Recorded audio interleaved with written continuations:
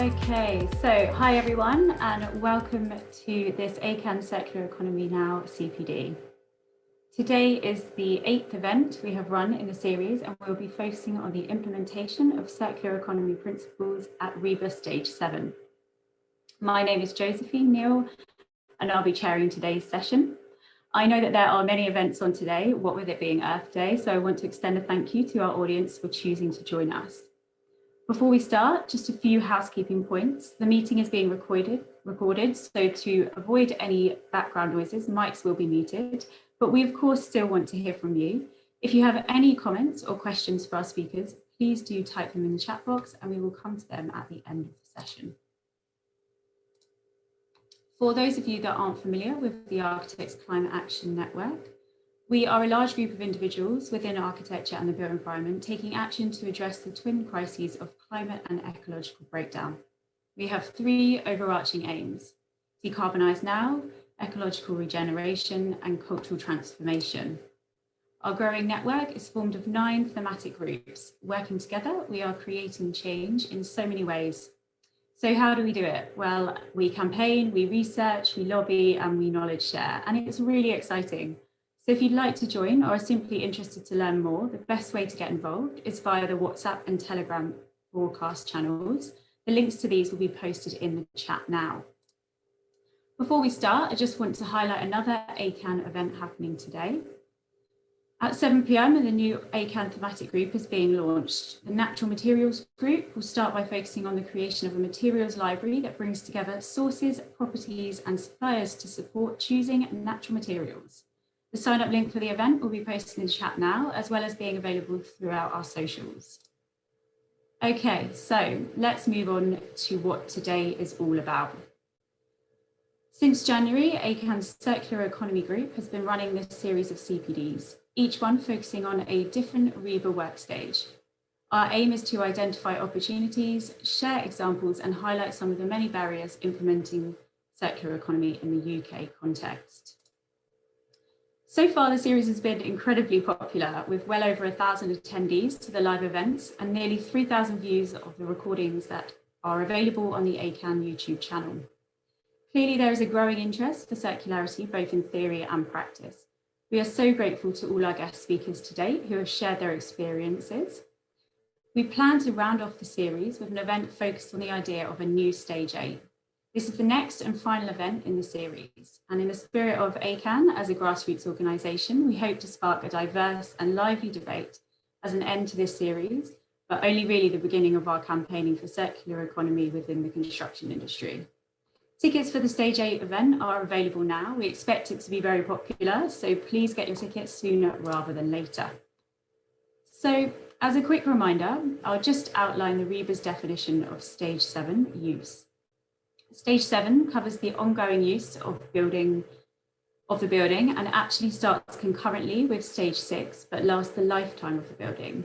By Stage 7, the building will be in use and the emphasis is now placed on the implementation of facility and asset management, the undertaking of post-occupancy evaluations, and the verification of project outcomes. And that brings me on to introducing our speakers for today. Our first speaker today will be Petran van Heel. After graduating from the Faculty of Architecture at Delft University of Technology and the Rotterdam School of Management, Petran gained extensive national and international experience in the development, both on construction and the financial side. After his start as a real estate developer at Royal BAM Group, he continued to work for BAM in London and the Netherlands. Subsequently, Petran started in the real estate development at Rabobank Real Estate Group, where he worked on several large-scale urban transformation projects in both acquisition and concept development and realisation. As of 2015, he worked as a sector banker in construction and real estate at ABN AMRO Bank. One of the projects of special interest was the award-winning Circle Pavilion in Amsterdam CBD. Since the beginning of this year, Petran has worked as the team lead for development investment at Eteck Energy. Eteck is a fast-growing company and one of the largest developers, owners and operators of collective heating systems in the Netherlands. Following on from Petran, we will hear from Bakker. Ron is the founding partner of PLP Architecture. His work is widely recognised for its civic and environmental responsiveness. Having contributed to award-winning buildings and urban design projects across major world cities, Ron cites himself as being excited about the architectural quality of our cities and the role of new technologies in the built environment. He designed the Edge in Amsterdam and is currently working on a super high-rise in China, a crossrail development in Mayfair, a tall timber tower in a European city, an extension to the WTC in Amsterdam, and a mixed-use project in Kuwait City. Ron's work is published widely. He is frequently invited to address academic and professional symposia as involved with various research projects. Finally, before I hand over to the speakers, throughout the series, we've been running an interactive Miro board.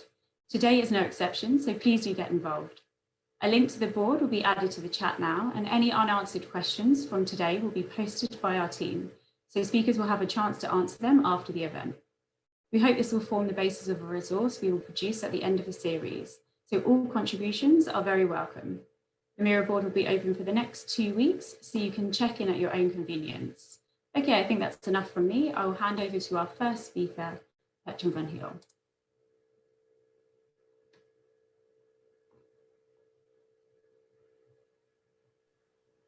Josephine, thanks for the introduction. So you can share my screen.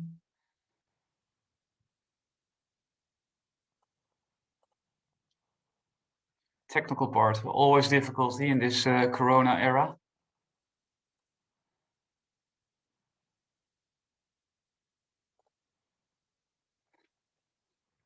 But please let me know, Josephine, do you see my screen? Am I sharing it correctly? Yeah, that's great. Go ahead. Great, thanks. Well, thanks for the invitation for this circular series event number 7. I have 3 things to discuss or to present to you today. And first, I think I'll start with an introduction because for 2 weeks ago, I didn't know what ACAN was. Now I know, but I'll tell something about myself. Then we'll have to celebrate that it's Happy Earth Day, and I'll elaborate a bit on the subject of sustainability. And in the end, I'll tell you something a bit more about the process of building a circular building from a client's perspective. How did we do it and what did we do? First of all, I've been introduced already by Josephine a little bit, studying at a technical university, working in construction and in real estate development. And in the midst, you'll see me at my all-time low. Fortunately, it all worked pretty good. And on the right side, you'll see what happened from this, what became from this building. Well, after having worked at construction, real estate development and financing of projects, since a few months, I'm working at Eteck Energy, where my focus is more on, well, the energy transition, sustainable energy, than the focus was at ABN AMRO, where it was more focused on circular economy.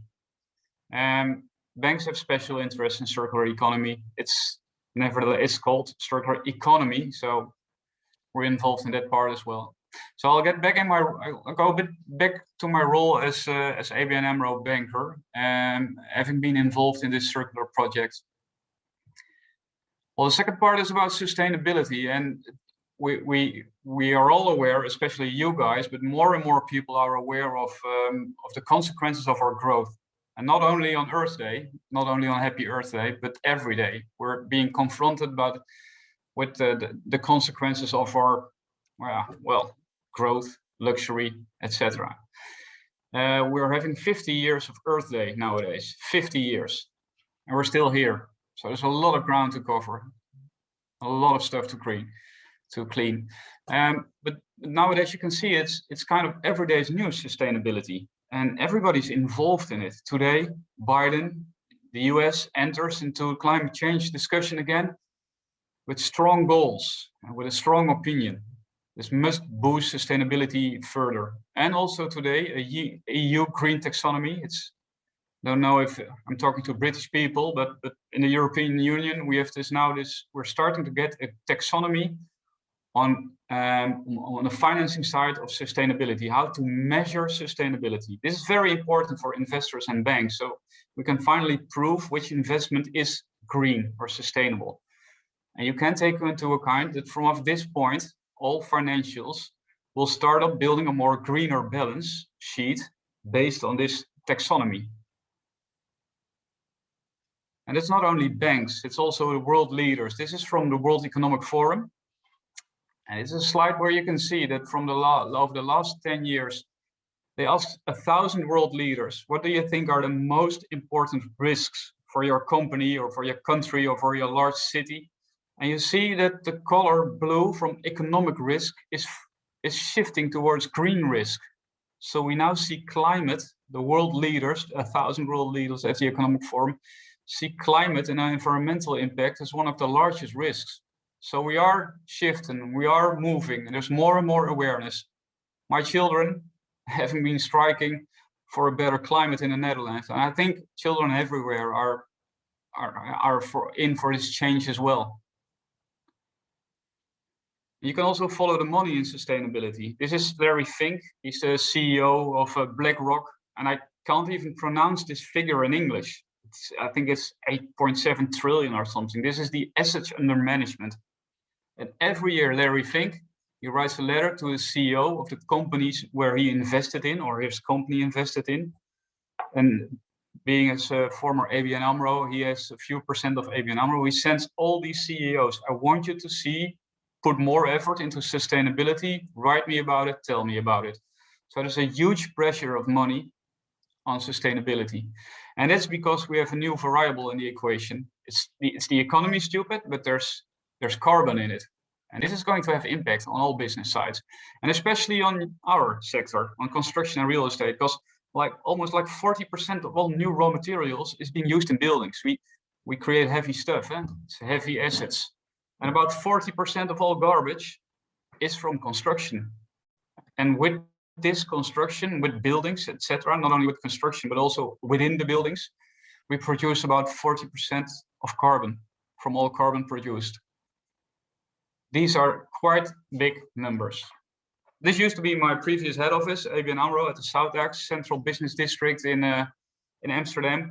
We always had a keen eye on sustainability. And a few years ago, right here in the middle, ABN AMRO was starting to build a new pavilion which was being used as a meeting center, a restaurant for ABN AMRO personnel.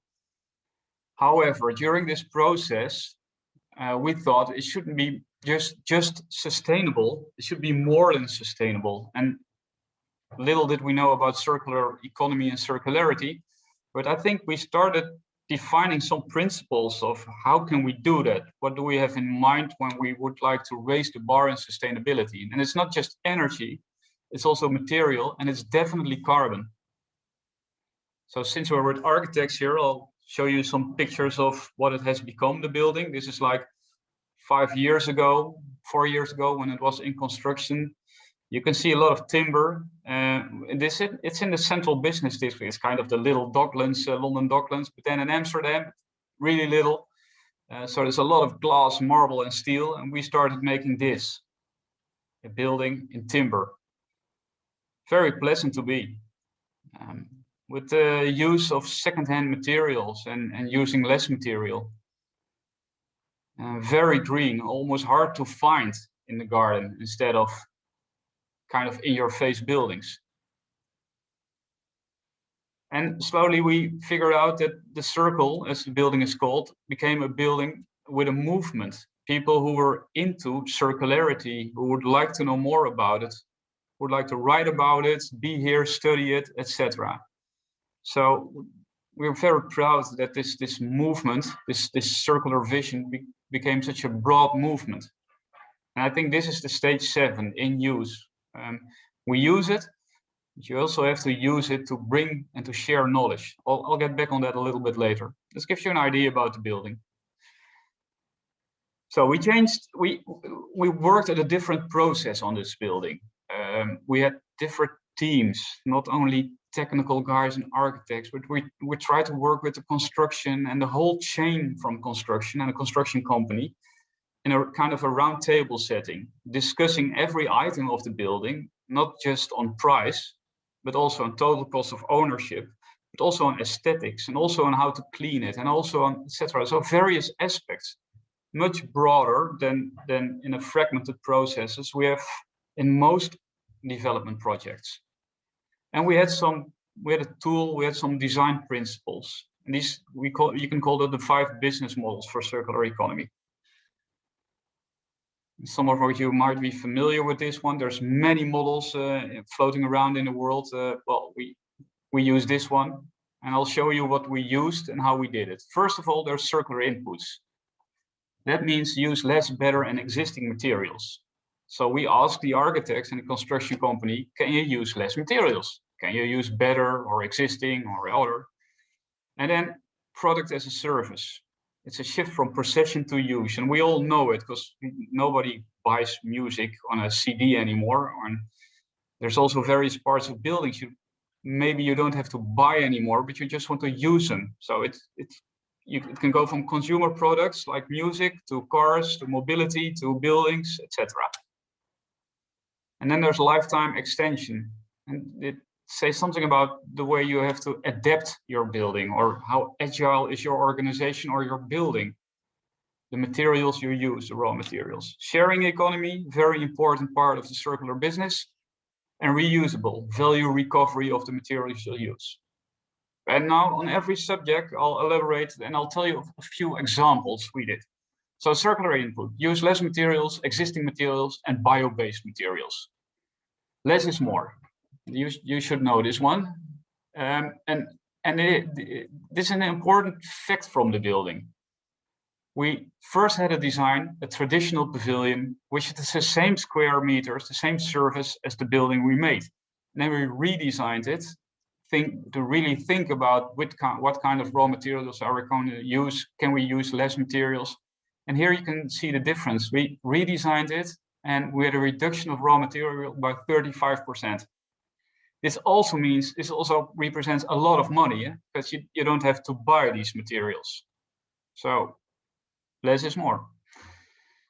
We also started reusing existing materials, and we tried to upcycle as many as possible. But like 6 years ago, not too many companies were in the market with these reusable materials, and there's lots to do about rules and regulations. You cannot just reuse stuff in our frameworks. Nevertheless, we found a few, and one of them is jeans. You can use jeans for isolation. So we asked all bankers, hand over your jeans, so we can make an isolated building with your jeans. And this, for many people, this was an occasion to get a very practical idea about circularity and to get involved into our new building, almost literally. Another thing is reuse of existing. You don't have to buy new materials everywhere. You can also reuse existing materials. So in the interior of Circle, we used a lot of existing materials. You can see here these windows, they've been reused in this building. And this was difficult for everybody in the design process, because the architects would like to design a newly built facade. For construction companies, because this old crappy stuff isn't new, so how do we sure it's, we cannot guarantee it, how about warranties, will it fit, how will it look? But also for us as end users. I mean, people who work in banks most often work in marble and glass buildings, not in kind of empty-like buildings with second-hand materials in it. Getting served circular food, having to share your space with other locals, like an open office. So from a user perspective, this was kind of daring as well. And use different type of materials. Don't just go for concrete or steel. So you see a lot of timber nowadays, and we used it a lot. Lower carbon reduction, and bio-based.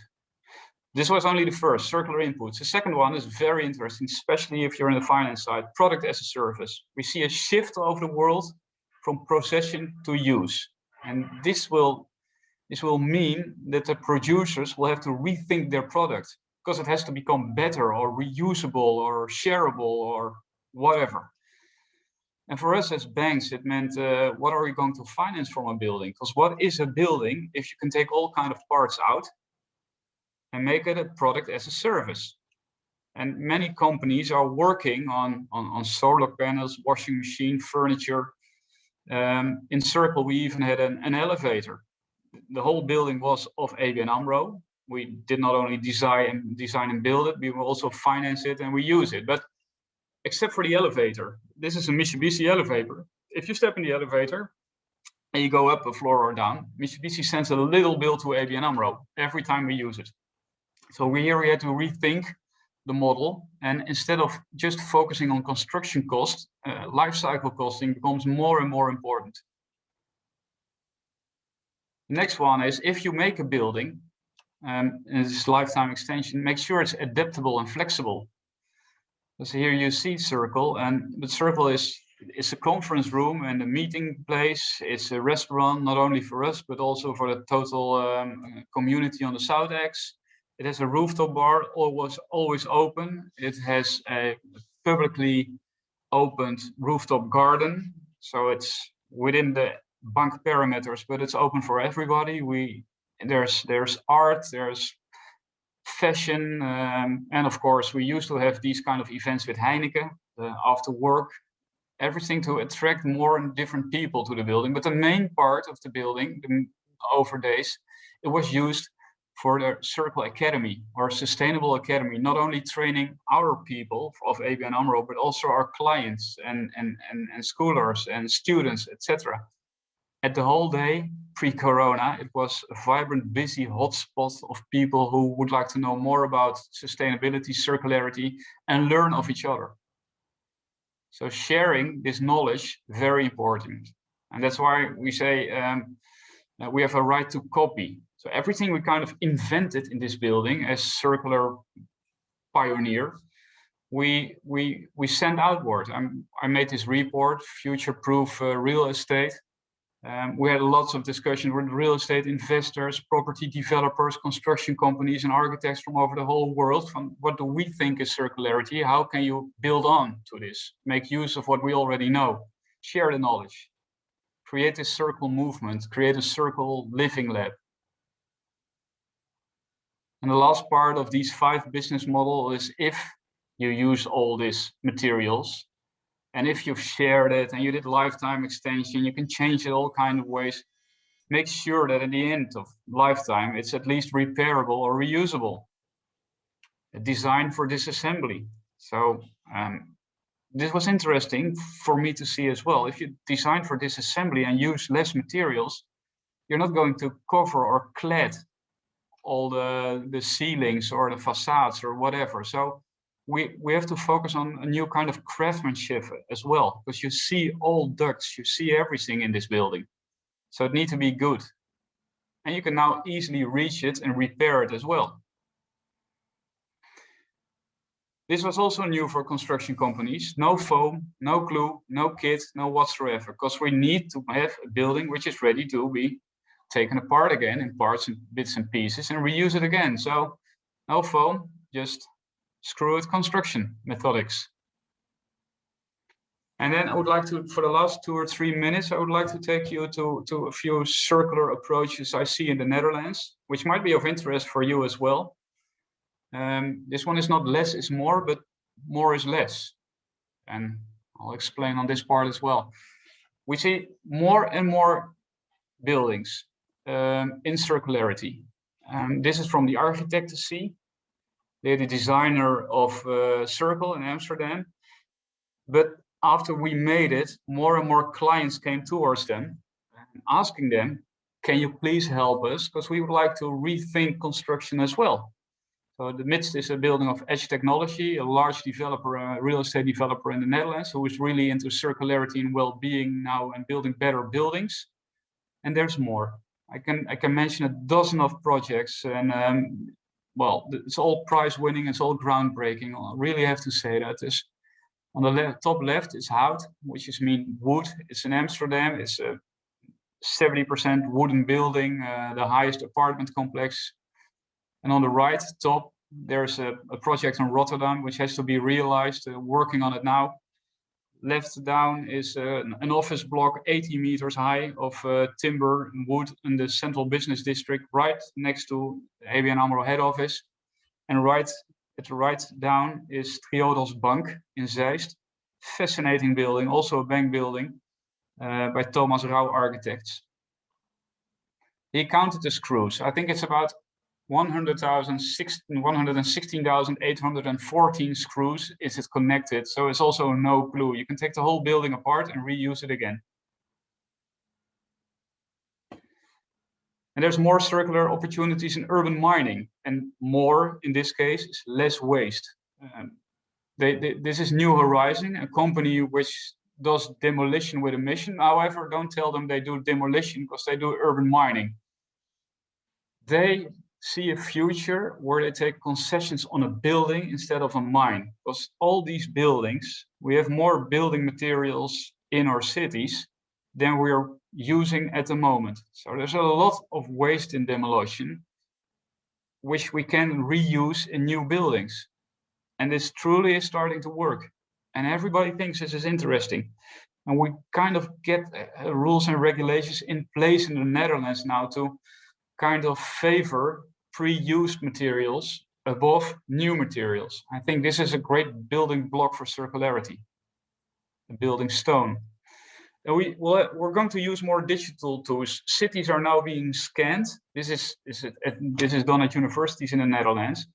And they try to predict when the buildings will be demolished, and they know at what year the buildings have been made, so they can kind of deduct what kind of materials have been used and which can be reused.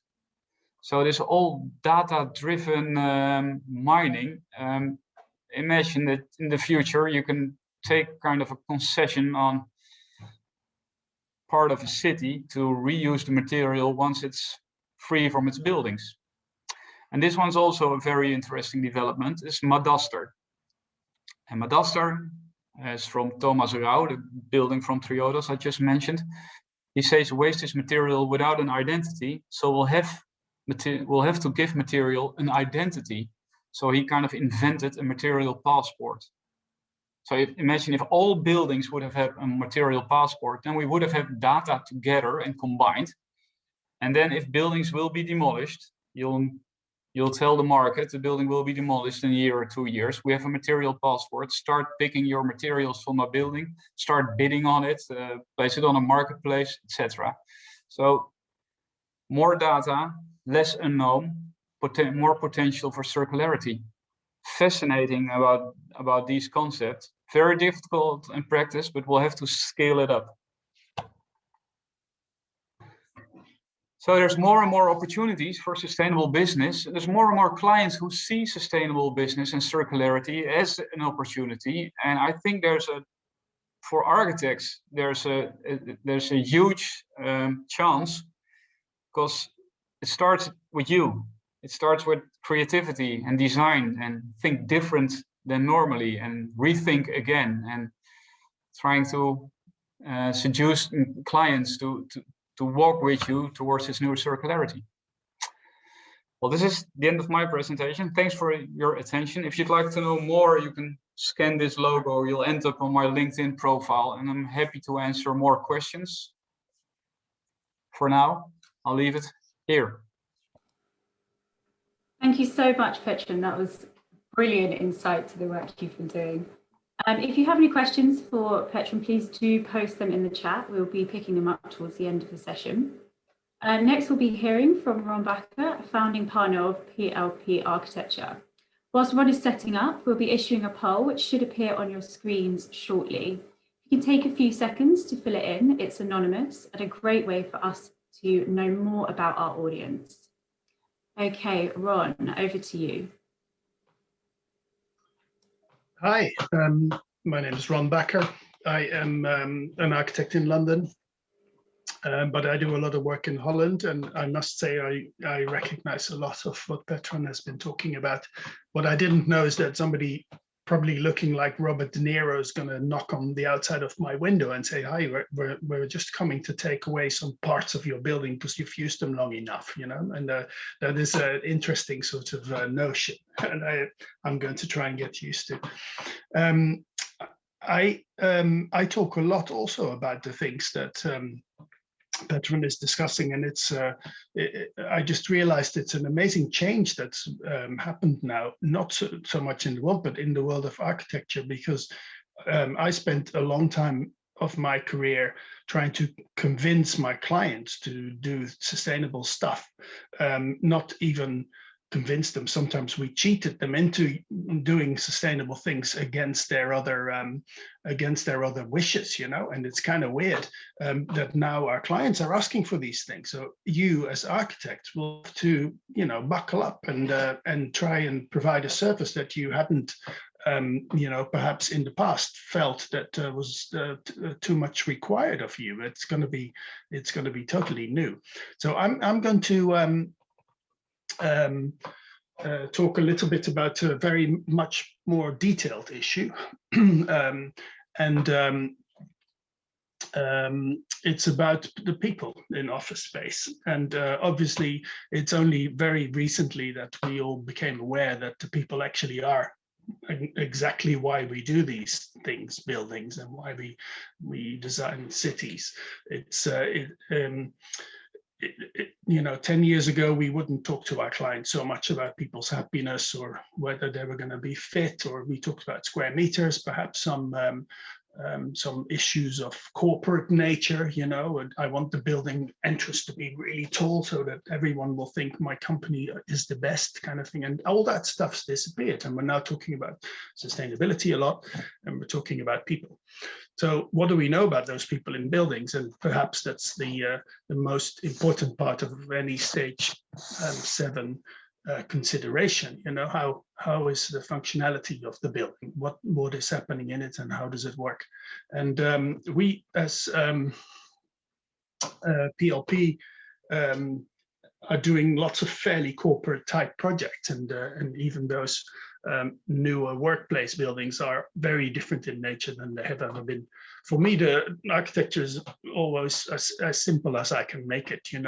This is creating places for people to be able to feel well and talk to each other, get along with their business, and all it needs is a little bit of shelter from the elements, some fresh air, climate control, some comfortable furniture, and coffee. And there you have it. It's a perfect building. Whereas, of course, the buildings that we do design and build are more complicated than that, and a lot more expensive, and usually a lot further away from nature. But all the same, they are places that are created for people to function as well as they could in a building. And the buildings are kind of, the building process is very complex. You design something on paper and in machines, and then the reality kind of comes and hits you on the head quite often in that process. But what happens when buildings are finished is often that they are handed over to somebody else. They get sold to investment funds, or they get bought by people who are moving in, and that is a disconnect in the process, where often there's no money in our fee for stage 7, or very little, because it's not part of our initial client's consideration. They don't. It's not that they don't care about the future of their building, but they are not retaining their consultant team until that stage. So there is a disconnect that breaks the circularity of our surface, if you like. So in the CRIC, which we designed together with HOK, we talked a lot to people afterwards, and it's been super exciting to figure out how the things that you envisage are actually coming about. And at Sky, in their headquarters in very West London, we've been back a lot, talking to people, reassessing buildings. And a building that was sold, and where I kind of lost my client at the moment the building opened. I've actually been back a lot and talked to people because it's such an interesting building. And we were very proud to be part of that. And the Edge was kind of created in a time when there was a shift from a very corporate world and a very business-minded construction world to a new world that was very, very different.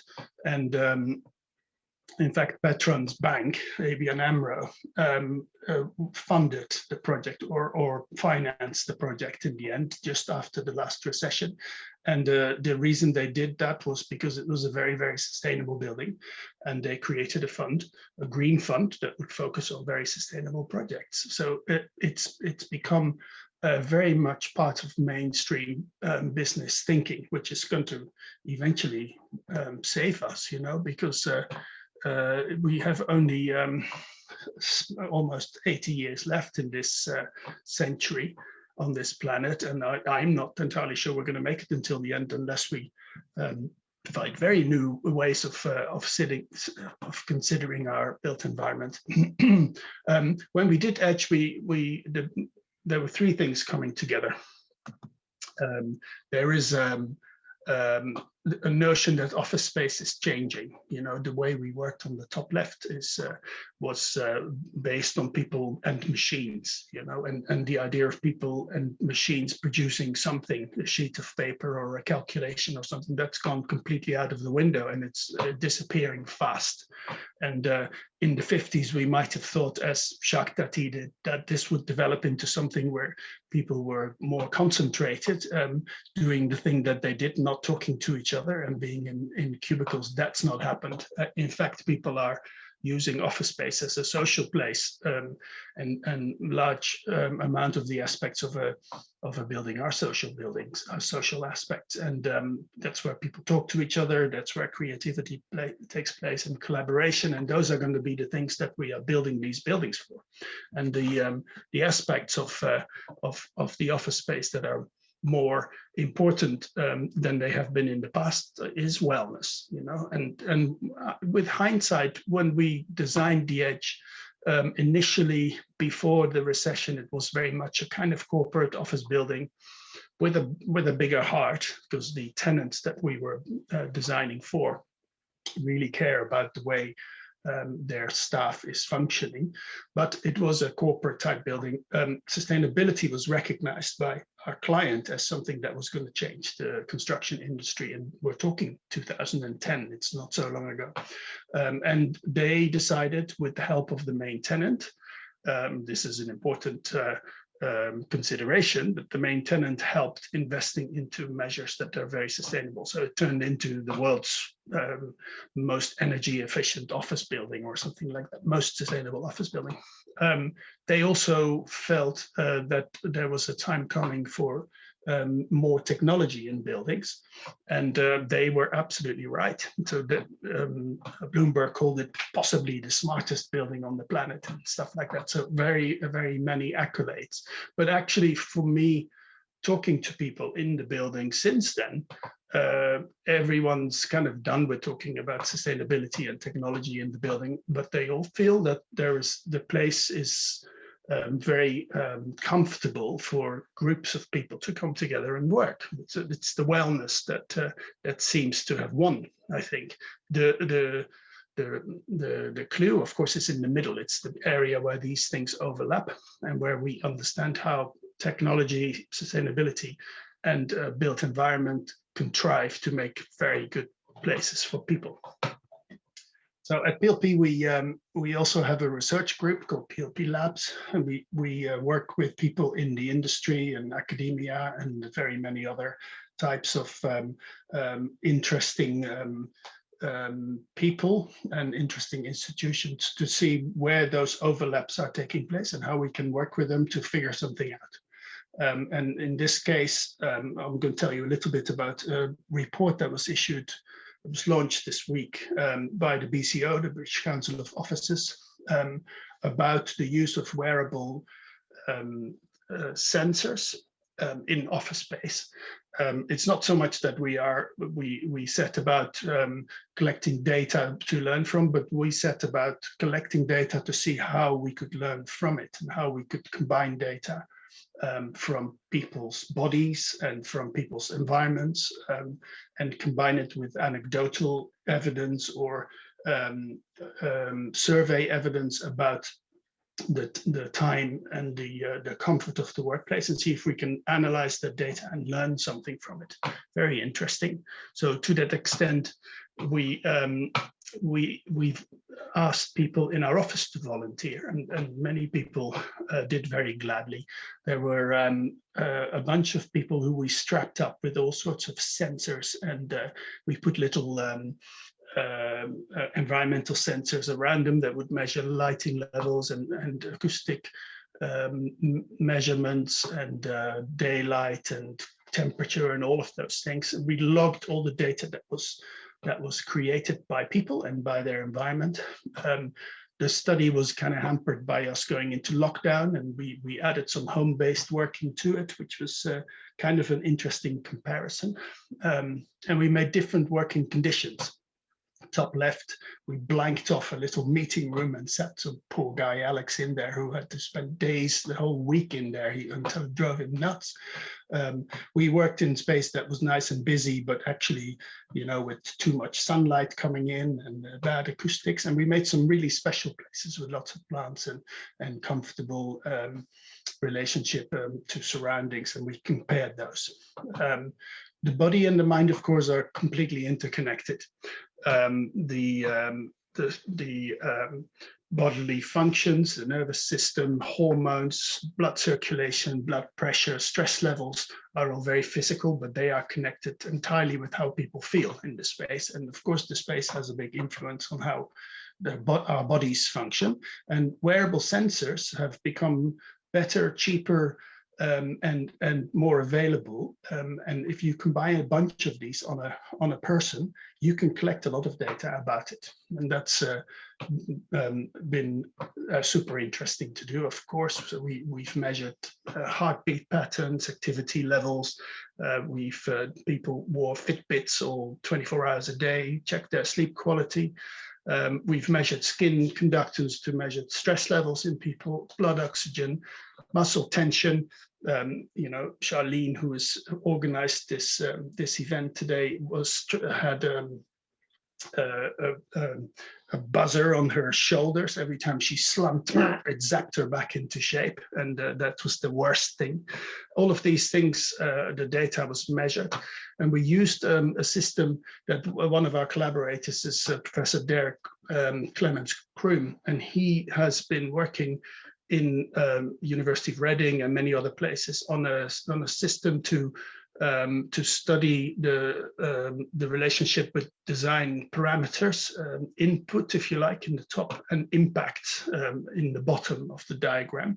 And various aspects are measured and connected. And the flourish part in the middle is where we feel a great variety of different aspects come together to make better places. And this is a wonderful tool, quite complicated, but it's a wonderful tool that you can input data in advance and afterwards to see how people feel in space, or how to give a number to it. We then analyzed the data from diaries and from sketches of the poor bunny rabbits who were volunteering, and the technical data of their bodies and their environment, and we gave them a kind of score, and we compared these different types of workplace scenarios. And obviously the Alex's cubicle was the worst. It got slightly better in the week, but it never got any green. Whereas the work from home scenario worked actually really well. The biophilic scenario worked really well. And the open plan office did so. Work from home, if the setting is not good, is so. So we actually learned from just looking at 7 or 8 people that we can do something with that data. So this is only the start. We're going to continue this when we're all back in the office, because the feeling is that if we have more time, we have also brainwave function measuring, which is more sophisticated than wearable than we have used. We will learn more, and this is super exciting. What the good thing here is, then on the left, that there are various aspects to this. You know,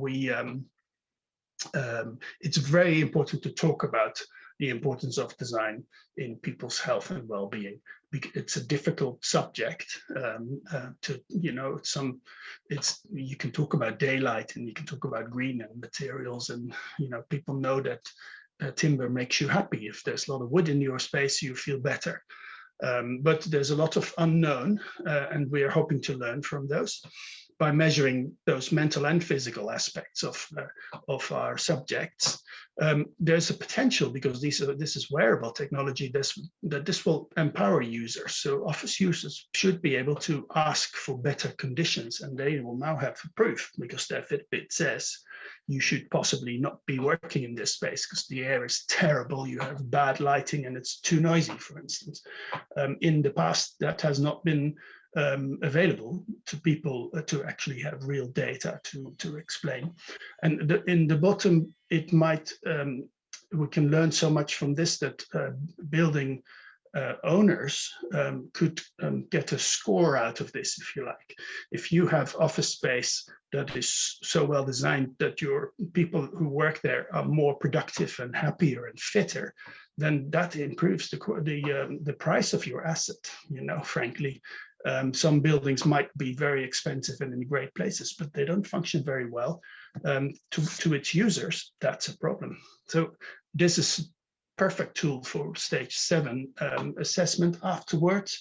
And of course, stage 7, the only reason we ought to do it is because we learn from it and we bring that back into the projects that we're working on next time around. Thank you. Thank you so much, Ron. That was an incredible amount of information. So interesting. Coming from a healthcare architecture background, it's also really interesting to hear of you going back to the Francis Crick, and I know that is something that we hope will start to become more the normal, so that's great. I think we are going to just go on to some questions very quickly. We are running slightly over time, but now we have you here, we'll ask you some questions. So I'll start with a question for Ron, since you've just finished, and that is from Talene Josephson. Are there privacy concerns associated with the wearable data collectors? Yeah, very many concerns. And you know, these concerns are not so different from society concerns about privacy and Big Brother watching you. And of course, yeah, that's definitely the case. But at the same time, we do see in most companies that employ people to do work that people are assessed more on their productivity and on the work that they do than on their timekeeping or their or you know, how they spend their day, what they do. And I think the answer is always in talking to people. It's a communication answer. There wasn't a concern with Edge in the beginning because they were checking people's number plates, and so actually there was, the employer knew exactly when people arrived and when they left in the afternoon, you know. And there were concerns. The unions kicked up a fuss, as they should, and Deloitte, the main tenant of the building, said, well, you will just ask everybody. So they asked everybody, and a really quite substantial survey, not just a simple question. They asked everybody, and 98 or 99% of people were actually in favor of doing this because they thought their employer could learn something that they could benefit from in the end. That is, of course, the case. So you have to outweigh the benefits. There's also quickly, I can answer every short question with a very long answer, of course, in this situation, but if there's an age change too. Younger people have grown up knowing that Microsoft knows exactly where they are, and really they don't care. It's a different concern from when you grow up, you know, like my poor dad, who was a little boy when Holland was occupied by the Nazis. It gives you a different kind of outlook on life, doesn't it? Absolutely. And a question for Petran, and this is from James Cross. It says, if you're using more screws in timber buildings, how do you avoid steel, as it will corrode, and stainless steel, as these damage plant and machinery, the saws? Are you using copper screws which don't damage plant and machinery when reprocessing materials? Are these strong enough? God is in the details. I don't know about that. I mean, I was more involved in the process, but I think it's not that little tiny screws. The building it's a timber building with serious beams, and these are great bolts. And it's not only about the tiny screws. I think they thought about it, but I'm not sure about it. I'm sorry you can't. I've actually got another question here. Yeah.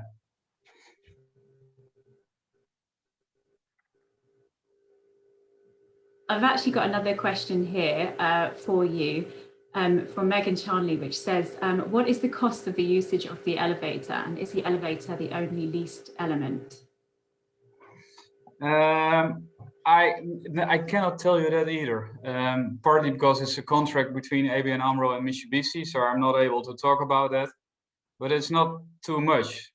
However, we would like to see your people take the stairs in any other case, because it brings more in the well-being and the health side of a building. So the elevator is kind of hidden in the background, and I think that kind of reduced or increased the price Mitsubishi asked us for us per ride. Okay, so I think we'll have to wrap up in a minute, but just one final. I thought I saw one question about harvesting or urban mining. Where do you find the new material? Did I see that correct? One more question. I'm not sure. I'm not sure, but all the questions from the chat will be posted in the Miro board, so you will have a chance to answer them afterwards. So I just was going to finish on the final question, which we've been asking people throughout the series, which is one thing, if you could choose one thing that you feel would enable circular economy within construction, what would it be?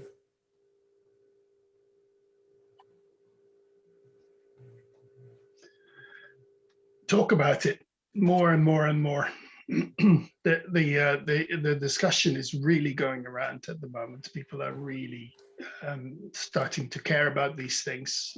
There's a lot already. If listening to Petran, you know, they invented so much in terms of process and management structures for this building. And as he said, you know, we want to share it, and sharing this knowledge is. It is part of today's world. It's very different. You know, we used to keep these things secret because then we could sell it to somebody else later, but that's no longer the case. You know, we can sell it 100 times, but if we have no planet, you know, it's a communal responsibility that we carry, and that everyone's really willing to become part of. So that's good. Talk about it.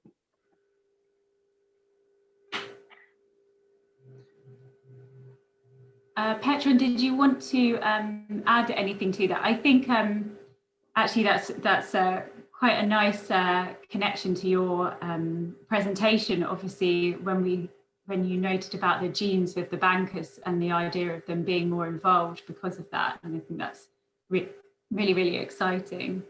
Is there anything you'd like to end on? Yeah, this is a time to experiment as well and to push boundaries. Many people are asking, can we have more rules and regulations? Can we measure circularity? And I think in the Netherlands we're starting, and Ron, you might know because you're working on some new Dutch projects. We're starting to get some rules in place. Like for every building, we have to now figure out the amount of embedded carbon, and you'll get a score for it. And you can bet everything on it that our authority or central government will try to push this number down in the coming years and build it in rules and regulations. So in the end, you'll have more rules and regulations, but now you're free to experiment, to learn, to discuss, to share your knowledge. I mean, make use of that advantage. And for me, it's always very nice to see follow the market. I just added 2 links from 2 companies. Unfortunately, these are in Dutch. But there's so many startups, there's so many young people working on or cracking their brain how to cope with circularity and how to help the sector. Find them, talk to them, make use of it. That's great. Thank you so much, both of you. Okay, so I think we're just going to relaunch the poll again because it disappeared halfway through. So whilst that's going on, I just will wrap up. Apologies if we didn't get to one of your questions from the audience, but as I said, these will be added to the Miro board along with any other thoughts that come up. So please follow the link in the chat to continue the discussion. The next event in our Circular Economy series will be our big finale. So that's our Stage 8 event, and it's on May 19th at 6:30. This event will have a slightly different format to the rest of the series. So instead of a lunchtime learning, we have planned a evening debate with a number of guest speakers who will discuss the idea of an additional RIBA stage whilst addressing some of the unanswered questions throughout the series. Finally, I just want to say a very big thank you to our speakers, Petran van Hill from Eteck Energy and Ron Bakker from PLP Architecture, to the ACAN team behind the scenes, and to all of you, our attendees. Thank you so much. Have a great rest of the day and happy Earth Day. Happy Earth Day. Happy Earth Day. Earthlings. Thank you. Happy Earth Day.